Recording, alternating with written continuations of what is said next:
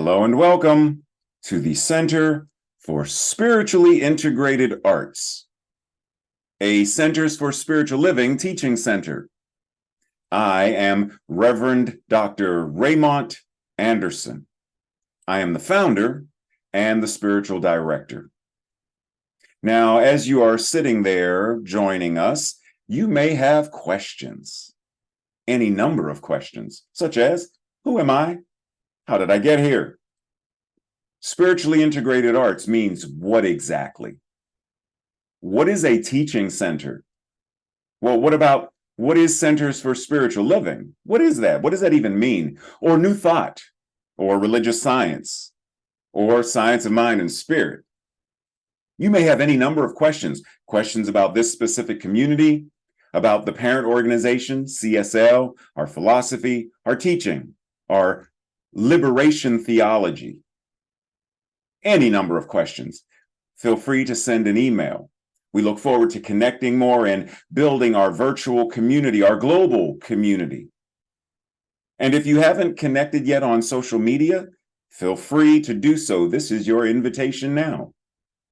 Also, did you know that all of our Sunday messages are archived on our YouTube channel?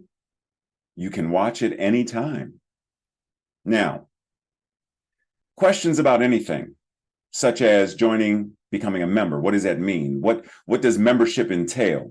And if you live somewhere far and already belong to a spiritual community, can you be a member of more than one? The simple answer is yes, you can.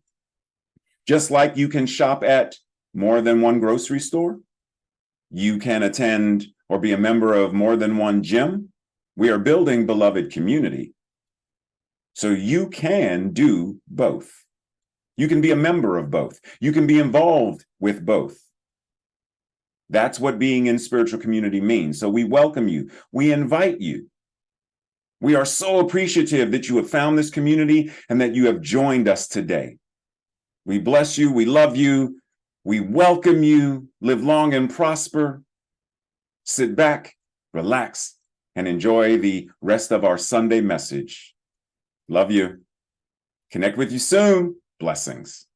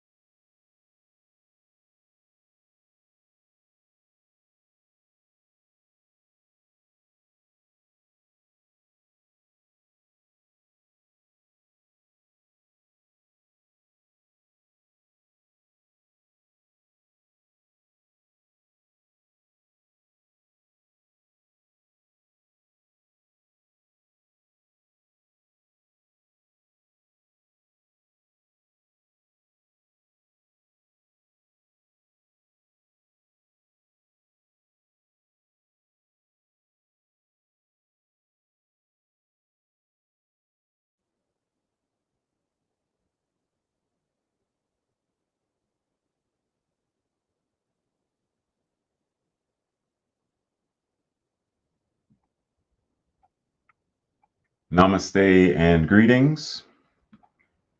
We continue our December lesson discussion and theme, up, up, and away. Today I fairly sizzle. Breathe that in. In general, in many ways, we talk about action. There's taking action, there's a call to action, act up, act now. There are many ways that we talk about action. For a film to begin, the director says, action, meaning it is time for the actors to start moving. And so there are many ways that these phrases are used, that these phrases encourage us to move out of a state of stagnancy, a state of status quo, a state of the commonplace. And yet, as we move out of this consciousness of commonplace, there is a divine injunction, there is a divine decree, mandate, command, etc., that invites us to move beyond just lip service of act up, act now, call to action. Because see, a lot of us talk about it. There are a lot of activists, active, act, acting, action. There are a lot of activists, whether it's social activism, sacred activism. There are a lot of activists who give lip service. There are a lot of people who say they are doing the work of being an anti-racist, and yet it's lip service. If we're going to truly change individually and collectively, we have to move beyond empty platitudes and lip service, such as the current condition of gun violence in the United States of America. There is the empty platitude that many people give when they say, there's another school shooting, we offer our thoughts and prayers. There's another church shooting, we offer our thoughts and prayers. There's another school shooting, thoughts and prayers.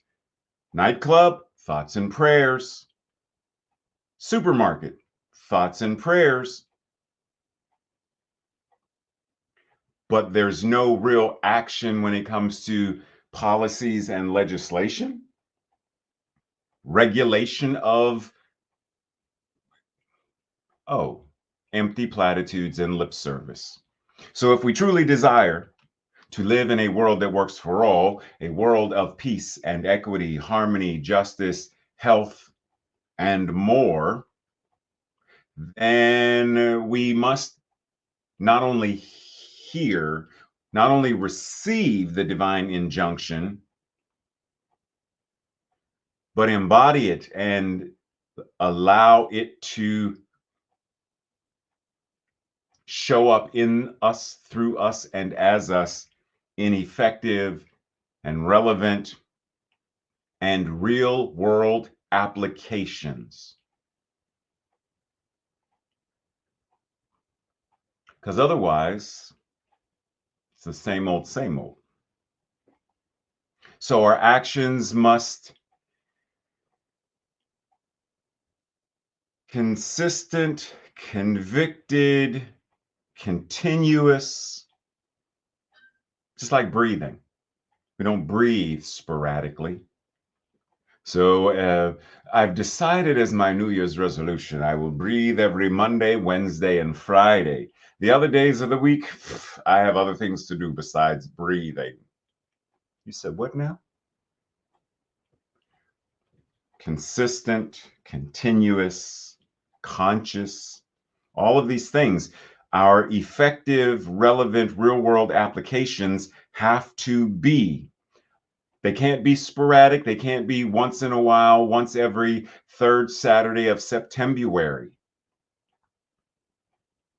If we're going to make lasting, real world, evolutionary, and visionary changes, then we cannot do it based upon performative, sporadic.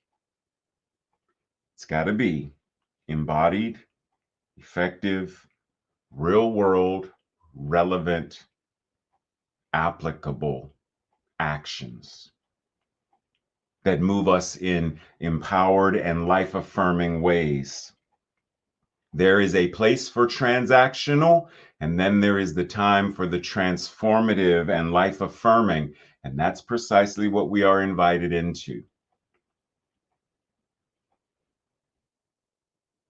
We more than likely, in some way, shape, or form, have heard or are familiar with this statement from the Bible.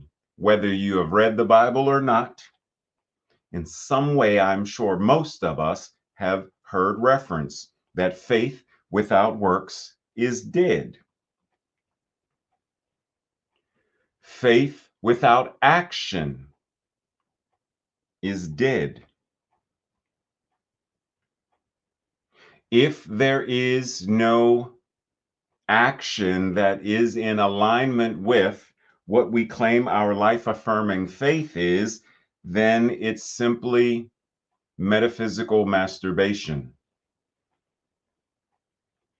which leads potentially to metaphysical malfeasance. And if not malfeasance, then at least malpractice. If we say our life affirming faith is a world that works for all, then our actions should be in alignment with and an active embodiment of, so that what we do, how we live, how we move, how we have our being, is a direct line, correlation, alignment with what we say our life affirming faith is, what our vision is, what our mission is, our purpose and our values. So, as our title today said, I fairly sizzle, which is something that Charles Fillmore said. I fairly sizzle with zeal and enthusiasm and spring forth with a mighty faith to do the things that are to be done by me. What is to be done by you? And do you spring forth with a mighty life affirming faith? Do you have zeal and enthusiasm? What does it call you to do as your action, the activity of your life, your day to day? Do you fairly sizzle with zeal and enthusiasm? Are you inspired? Breathe. Now, many have used ACT as an acronym, and however you choose or don't choose to see the acronym, like we've used fear, false evidence appearing real, face everything, and right, but ACT as an acronym can mean several different things. And we have the opportunity to think about faith without action, faith that does not act, faith without accountability, faith that does not cooperate, faith that does not collaborate in teamwork, a life affirming faith that does not acknowledge what needs to be acknowledged, does not express care and concern, that does not tell what needs to be told, right? All of these ways of thinking about, well, what does it mean to act? What does it mean to show up? What does it mean to speak out, to speak up? Action happens in all kinds of ways. So our invitation is to really get grounded and aligned with, this is what my life-affirming faith is. This is what it causes me to be. And as a direct result, this is what it calls me to do. Dr. Holmes says, if we wish to demonstrate happiness, success, and abundance in whatever we do in this life, then it is certain that there is a law which cannot deny it. In such degree as we imbibe the spirit of that law, right action cannot be denied us. Just as the light will overcome the darkness, so a knowledge of limitless supply will destroy poverty. So as you hear me say this, as you read these words, what comes up as it directly relates to action?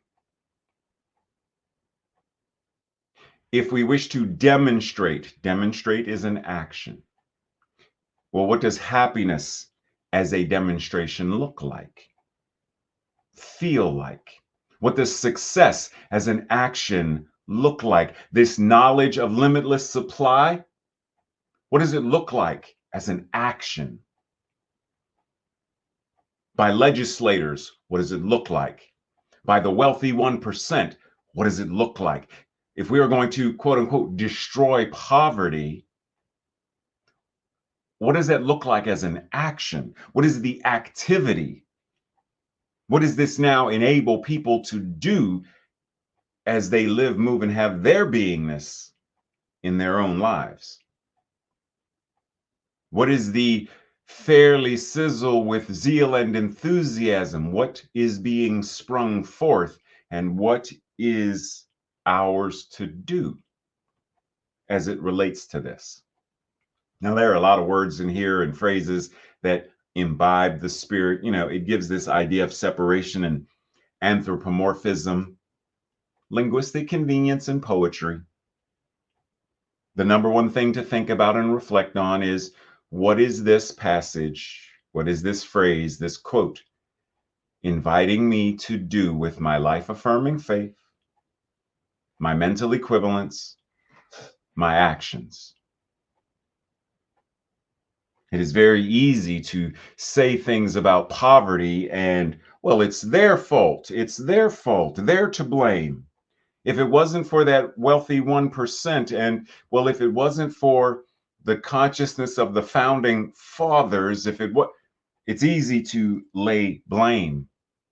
And yes, there is a certain level of accountability. This is why it is important to teach history in an accurate manner. Not to blame or shame, but to hold accountable, to educate and teach, so that we can, when you know better, you do better. So rather than blaming and saying it's their fault, especially since where are we today?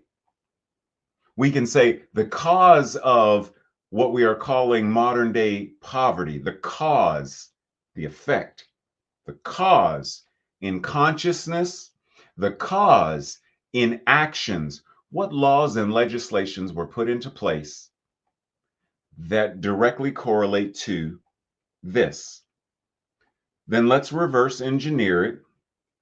What consciousness, what mental equivalent must we have in place in order to a world that works for all? Blame is a way of acquiescing and releasing ourselves of accountability and responsibility. Because if it's their fault, what am I supposed to do? You change what you have where you are right now. So rather than blame, even just as a slight sidebar, even as a concept, yes, I could blame family members or other people for abuses, neighbors for abuses, that were done to me. Yes, I could blame them. Well, the reason I have anxiety now and PTSD now and depression now is because of them.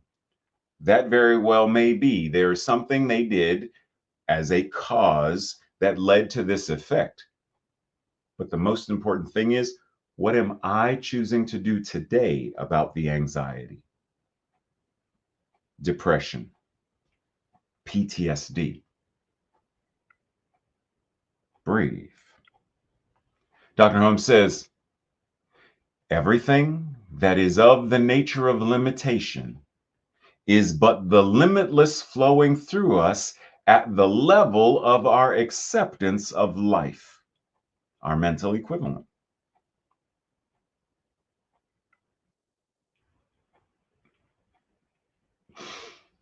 Therefore, we are not fighting the evil with the good, or the less with the more, or the right or the wrong with the right. We are merely establishing at a higher level the action of that which is eternal and perfect.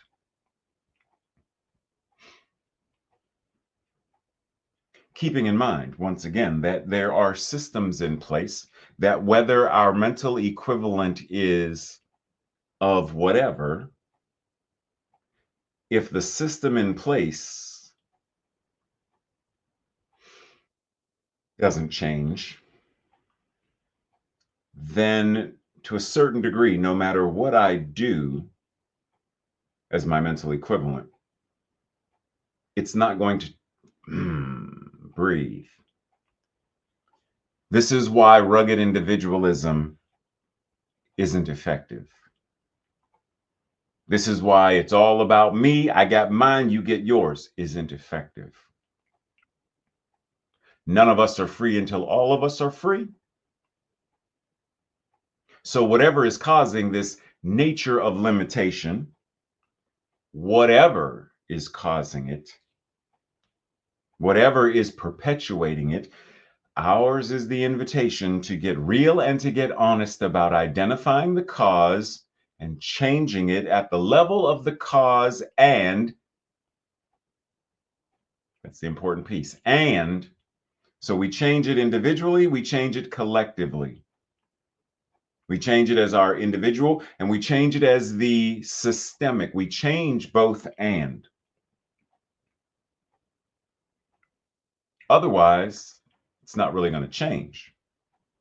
We're going to slip back into something we talked about, what I guess it was back in September, early October.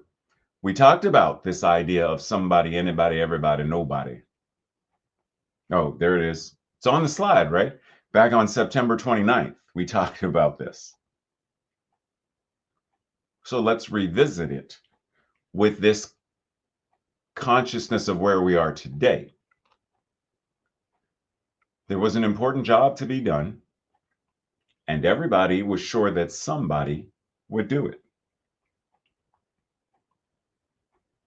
Anybody could have done it, but nobody did it. How does this tie into gun violence, poverty, the number of missing, murdered, and indigenous women, children, men? Somebody got angry about that because it was everybody's job. And everybody thought that anybody could do it. But nobody realized that everybody wouldn't do it. It ended up that everybody blamed somebody when nobody did what anybody could have done. We are still deeply immersed in and enmeshed in the consciousness of precisely this, which is why we still have increasing numbers of mass shootings and the rift between the wealthy 1% and the other 99%. This is why many people believe that their proximity to whiteness gives them privilege and they are able to escape the confines of. It's this. But this does not change. This does not lead us to a world that works for all. So ask yourself, what can you do? What will you do? And what's yours to do? What is your invitation in your scope of mental equivalence? What beliefs are you being invited to shift and change? Do you have beliefs that cause you to judge and blame rather than hold accountable? Do you speak in ways that blame rather than hold accountable?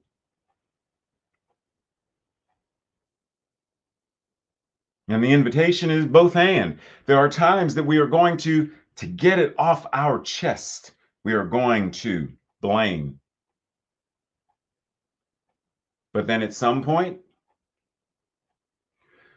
let me reclaim and get back to being grounded and aligned. And I realize now that now is the time for me to no longer blame. I got it out of my system. Now it is time to hold accountable. And now it is time to change what and do what is mine to do.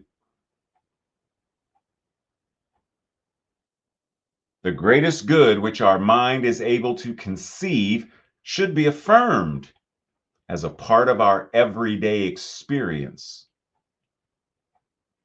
From such daily meditation, we should venture forth into a life of action with the will to do, the determination to be, and the joy and a joy in becoming.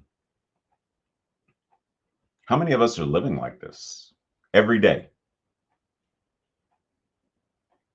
Venturing into life, joy in becoming. How many of us are stepping into even greater and greater spaces of living beyond the beyond, living a trans spiritual life?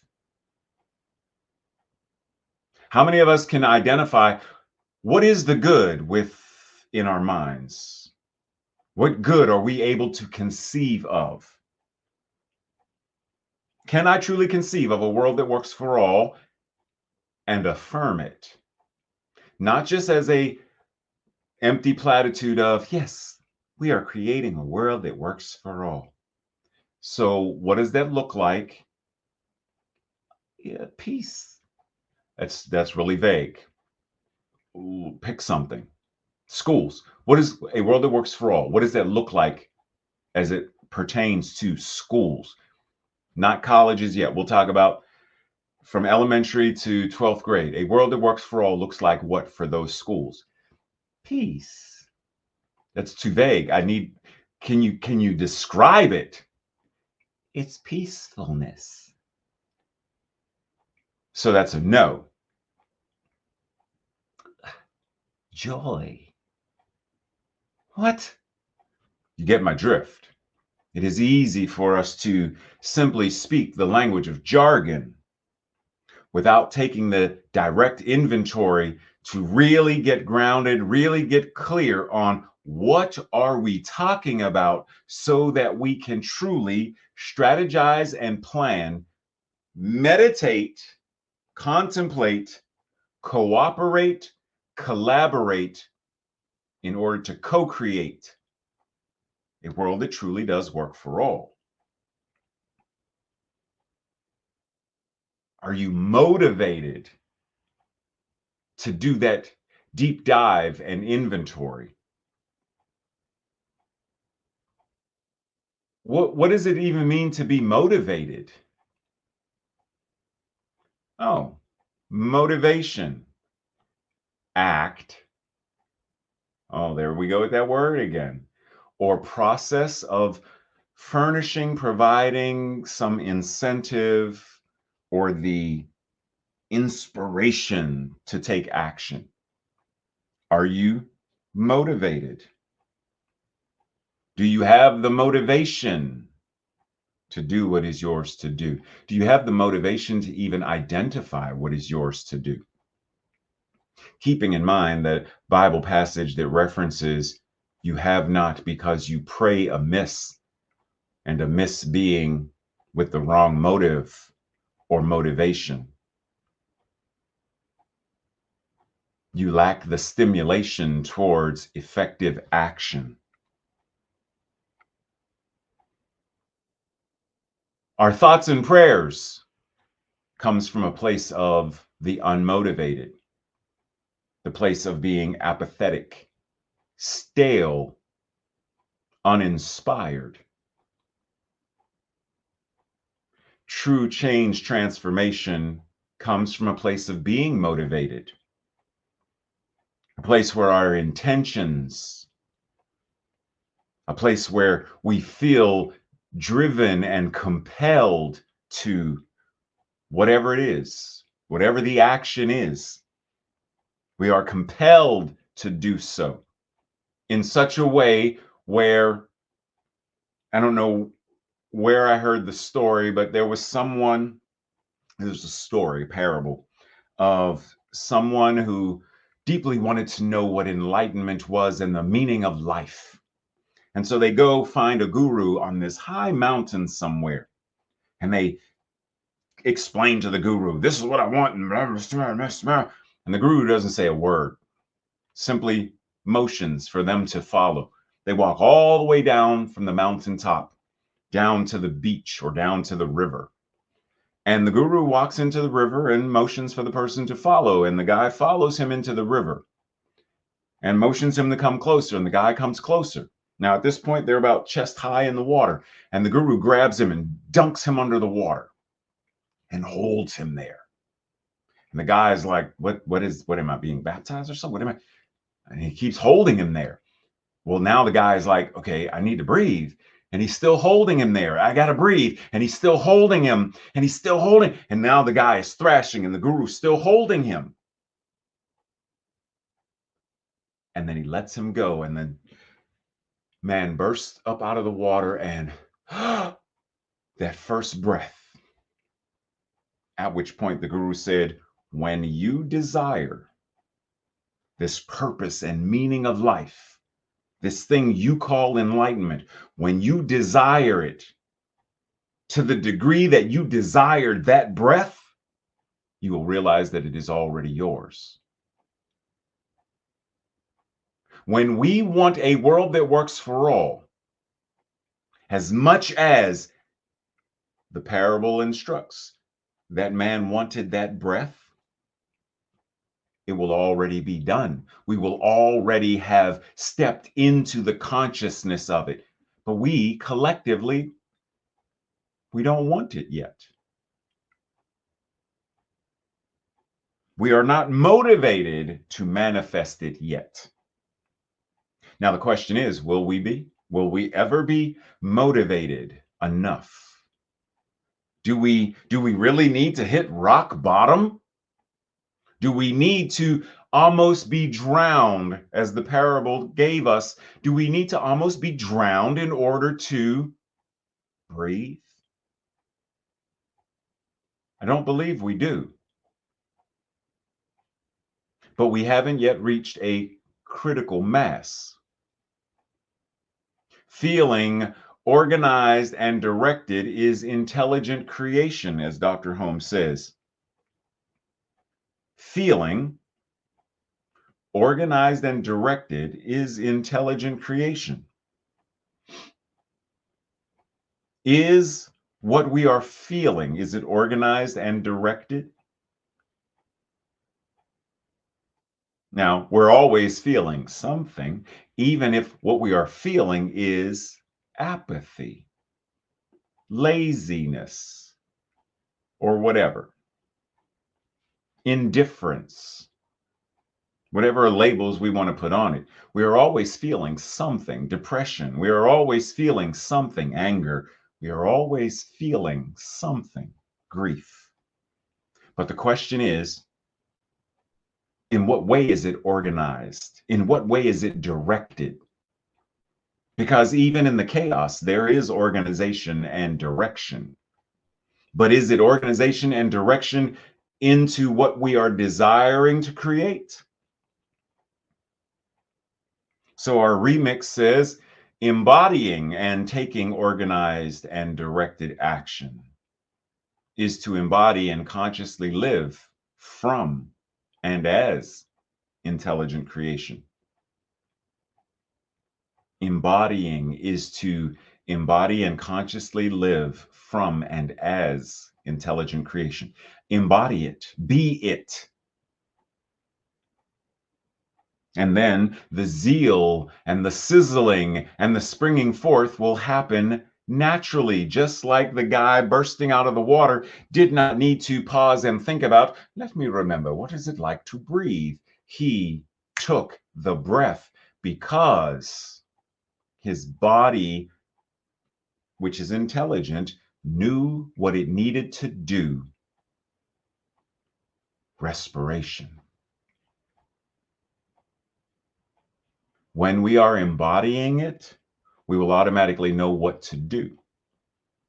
But the funny thing is, many times, goes back to the idea of lip service and empty platitudes. We think that our motivation and our organization and our embodiment means that everything must have its neat little, perfect little. And so we get caught up in this idea of perfectionism. We get caught up in this idea of being obsessed with the structure of, which then prevents us from actually doing the work. This is what happens a lot with people who are activists, whether it's regarding racism or sexism or anything. A lot of people get obsessed with the structure, and they unconsciously, because to do the other thing, there is a different level of feeling and investment. And rather than go there fully, let us be right here. All we need to do is, yes, we are saying, give peace a chance. Well, Mother Teresa said that, I will not attend an anti-war rally, but if there's ever a pro-peace, and so we obsess over the quote as an excuse, as an out from actually doing the work. Because there is no pro-peace rally, but there is an anti-war rally. Well, I don't want to be, Dr. Holmes said, be for something and against nothing. And so I don't want to, and so we move into that place of being obsessed with the quote, being obsessed with the ideas. And so our motivation is inaction. Our motivation is stay out, stay away, rather than do what is ours to do. Dr. Holmes says, infinite mind is forever in action, producing good. This action is the activity of each person. Infinite mind, capital, nope, there was a capital. So God is forever in action. And because God is infinite goodness, God produces infinite good. And this action, which is God, is the activity of each person. How are you letting God be God in you, through you, and as you? Our we believe statement says we believe in the eternality, the immortality, and the continuity of the individual soul forever and ever expanding. What does it mean to live this? What does it mean to have this be the activity of how you show up? We believe in the eternal goodness, the eternal loving kindness, and the eternal givingness of life to all. How does this motivate us to fairly sizzle with zeal and enthusiasm to spring forth and do the mighty good that is ours to do? Or are we so obsessed with the organized quote and structure of, hey, it's a beautiful phrase and it's a beautiful poem and it's a beautiful, ah. Yeah, but what are you doing? How are you embodying this so that everyone, whether they directly understand it or not, is benefiting from this eternal loving kindness and goodness? Because if we're not doing that, then it really doesn't matter. Lip service. It really doesn't matter. Empty platitudes. Dr. Holmes says, there are going to be changes in our lives from hour to hour and day to day, and we cannot escape them. It is the nature of the universe. Let us accept change and make the most of it. Capitalize on it. And yet, the action of the law never changes. But the direction of the action is always up to us. Once again, what is your invitation individually? What is your invitation in this that motivates you, that inspires you, that calls you, that commands you into a new level of life-affirming faith and action? What is in this for you to embody, and how do you do so? How do you change this from day to day, hour to hour, moment by moment? How do you accept it, embody it, capitalize on it? How do you, the law of action, the law of mind in action, the activity of the law, whatever you want to call it, how do you direct it within your own life to make life-affirming changes, visionary and evolutionary transformation individually and collectively?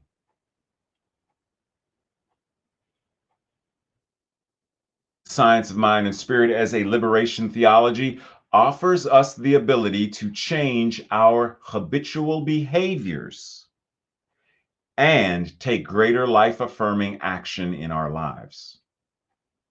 Actions that benefit not only us individually, but actions that create ripples that benefit the entire collective, even when the collective doesn't realize it.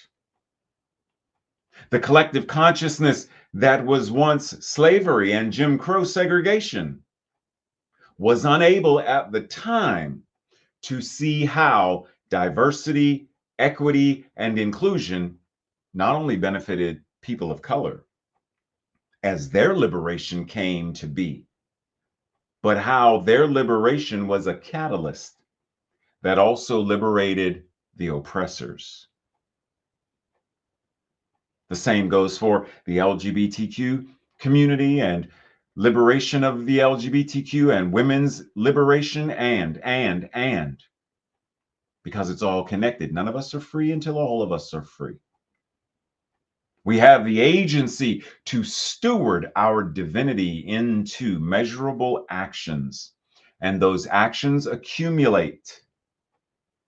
And as they accumulate, they are the very things, the tipping point, they are the very things that bear fruit, that demonstrate and manifest that which we are referring to as a world that works for all.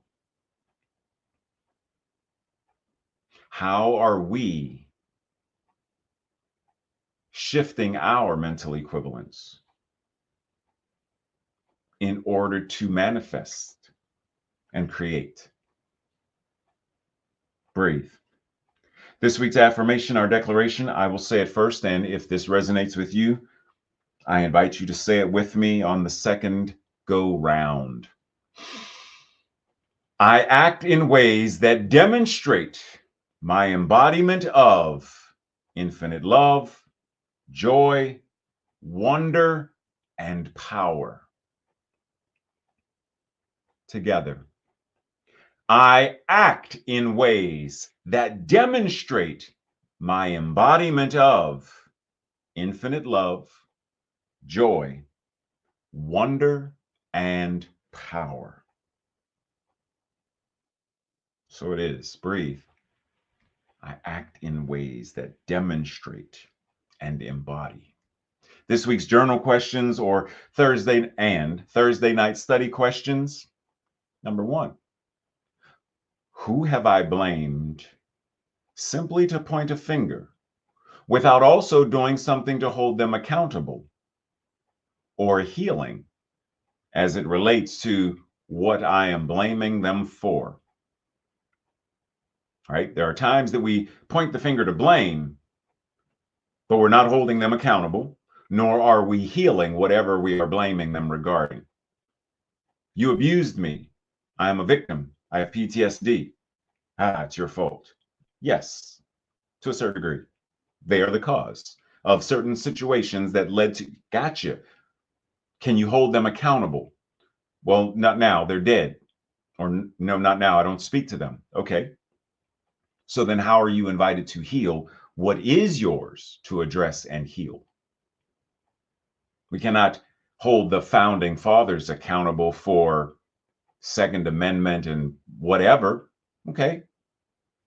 They didn't have, weapons of mass destruction in their consciousness. Yeah.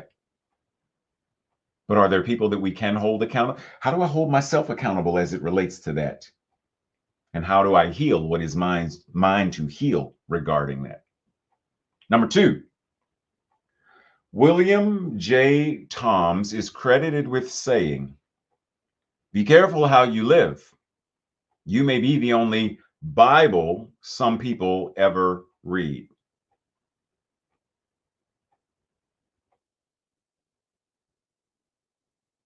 What does this mean to you as it relates to science of mind and spirit? Be careful how you live. You may be the only example of science of mind and spirit 4.0 that someone ever sees and feels. Be careful how you live. You may be the only religious scientist that someone meets in their lives. Be careful how you live. You may be the only demonstration, the only embodiment of a world that works for all that someone may be exposed to. Be careful how you live. Be mindful how you live. Number 3, what habits, behaviors, actions do I engage in that right now? What do I engage in now that are not as life affirming as they could be? And what will I do this week? What will I do this week that will change them, that starts the process of changing them, that starts the process of healing so that I can transform and be less engaged in them? Number 4, what have I put off? Who have I not helped? When have I relegated something as being for somebody else, someone else, anybody else to do? And why have I not done it? That's not mine to do. Now, is it really not yours to do? Or are you simply hoping that anybody, somebody else will do it? And lastly, what is the quote by Charles Fillmore inviting you to do? Once again, I fairly sizzle with zeal and enthusiasm and spring forth with a mighty faith to do the things that are to be done by me today. Breathe. As we enter into that space of absolute awareness, declaring what we know to be true, I do fairly sizzle with zeal and grace and joy and love and enthusiasm and inspiration, and I am motivated, and therefore I spring forth. All that I am, I spring forth and do exactly what is mine to do. Pray, mine to do. Meditate, mine to do. Vote accordingly, mine to do. Have courageous conversations, mine to do. Whatever that may be, I choose to do it. Deliberately, consciously, consistently.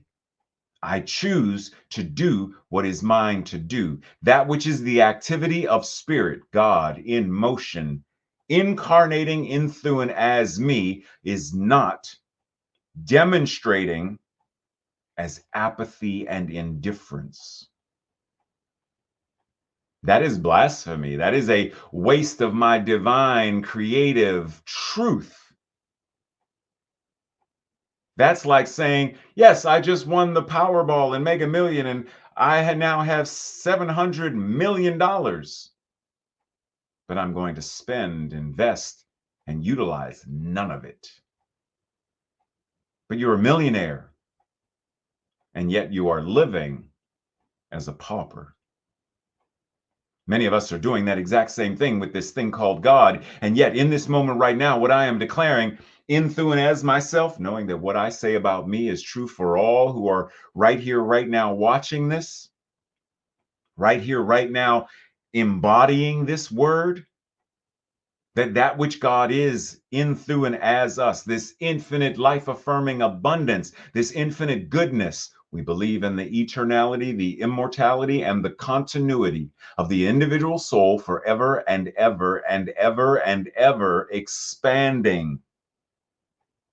We believe the ultimate goal of life to be a complete emancipation from every discord of every nature, and that this goal is sure to be attained by all.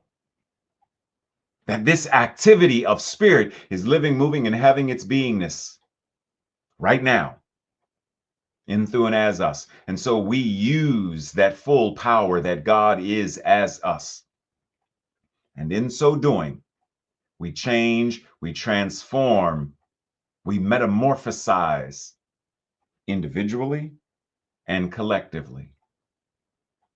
And as a result of doing what is ours to do, of doing what is mine to do, I bring about, from the active embodiment to the active demonstration and manifestation of, a world that truly works for all.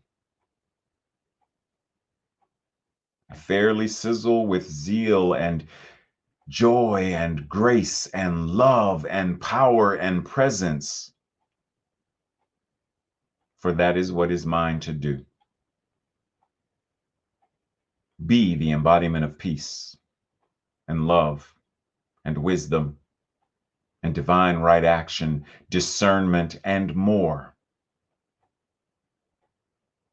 And so it is with great joy and appreciation and gratitude that I recognize that that which is the law receives these words, receives this energy, these emotions and feelings. It acts accordingly, and it returns to me